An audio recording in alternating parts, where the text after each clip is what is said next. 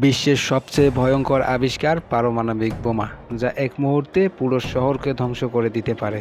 কিন্তু জানো কি এই বোমা কিভাবে কাজ করে? পারমাণবিক বোমার পিছনে রয়েছে নিউক্লিয়ার ফিশন নামের একটি প্রক্রিয়া। এই ফিশন ভারী পরমাণু যেমন ইউরেনিয়াম 235 বা প্লুটোনিয়াম 239 ভেঙে পড়ে বিশাল পরিমাণ শক্তি উৎপন্ন করে। যখন এই প্রক্রিয়া শুরু হয় তখন একে অপরকে ঠেলে বিশাল বিস্ফোরণ ঘটায়। একে বলে চেইন রিঅ্যাকশন।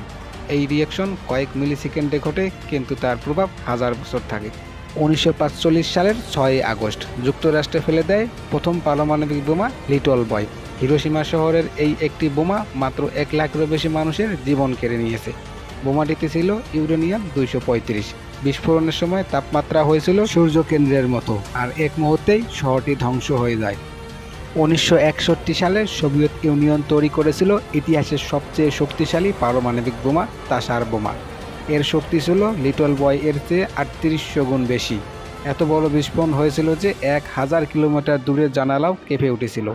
এই বোমা কখনো যুদ্ধে ব্যবহার করা হয়নি, কিন্তু ছিল এক ভয়ানক বার্তা। এই বিশ্বে কার হাতে সবচেয়ে বড় অস্ত্র? পারমাণবিক বোমা একদিকে বিজ্ঞানের এক বিস্ময়, অন্যদিকে মানবতার জন্য এক চরম হুমকি।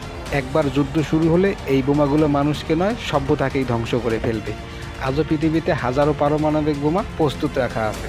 প্রশ্ন হচ্ছে, আমরা কি এই প্রযুক্তিতে শান্তির জন্য ব্যবহার করব নাকি ধ্বংসের জন্য? এমন আরও জ্ঞানভিত্তিক ভিডিও পেতে আমাদের চ্যানেলটিতে সাবস্ক্রাইব করুন। কমেন্টে লিখে জানাও পারমাণবিক অস্ত্র থাকা কি ঠিক। দেখা হবে পরের ভিডিওতে।